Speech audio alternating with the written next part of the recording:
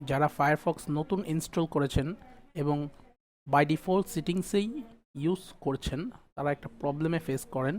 তা হচ্ছে ইউটিউব সহ বিভিন্ন ধরনের গুগলের ওয়েবসাইটগুলো ওপেন হয় না বা সার্চ হয় না, এবং এগুলো নট সিকিউর দেখায়, এবং কি নেটওয়ার্ক এররও এই ধরনের সমস্যাগুলো শো করে। সো এটা কিভাবে ফিক্স করবেন?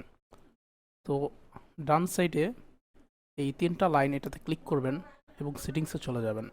সেটিংস থেকে সবার নিচে চলে যাবেন এবং এখানে নেটওয়ার্ক সেটিংস, আরেকটা সেটিংস আছে, এখানে ক্লিক করবেন নেটওয়ার্ক সেটিংসের। এখানে ইউজ সিস্টেম প্রক্সি সেটিংস, এটা বাই ডিফল্ট থাকে।